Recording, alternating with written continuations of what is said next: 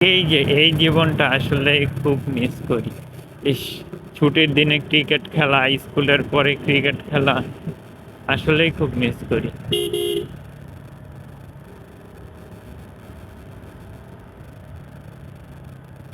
আসলে একটা সময় ছিল যখন মাঠ কেন্দ্রিক ছিলাম আমরা, আমাদের জেনারেশনটা। আমরা সবসময় ওয়েট করতাম কখন একটু ফ্রি পাবো।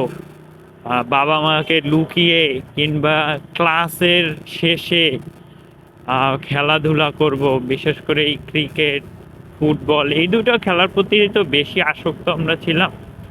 তো আমরা যখন স্কুল লাইফে ছিলাম তখন তো এরকম করে মোবাইল ছিল না বা হাতে ইন্টারনেট ছিল না।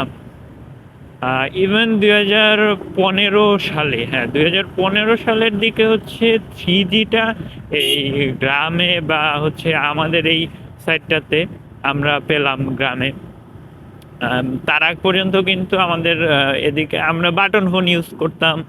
হয়তোবা বন্ধু কল দিবে কিংবা বন্ধু যখন প্রাইভেট কোচিংয়ে যাব আমরা, তখন ওই বন্ধু ফোন দিয়ে বলবে যে বের হ।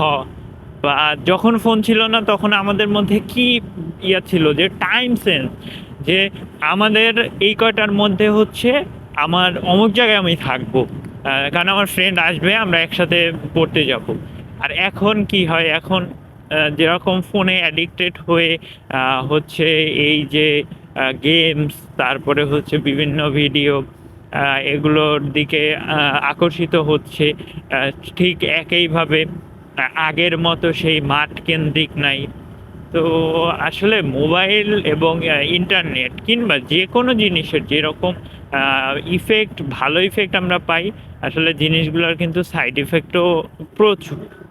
তো আমাদের উচিত এখনো হচ্ছে, আমাদের যারা যুব সমাজে আছে তাদের উচিত যে পরে নতুন ভবিষ্যৎকে কিভাবে আমরা মাঠ কেন্দ্রিক করতে পারি এটার আহ, একটা পরিকল্পনা এখনই নেওয়া বা চেষ্টা করা বা সবার সচেতন হওয়া, যে কিভাবে মাঠ কেন্দ্রিক হওয়া যায়, তাহলেই একটা সুন্দর ভবিষ্যৎ আমরা পাবো।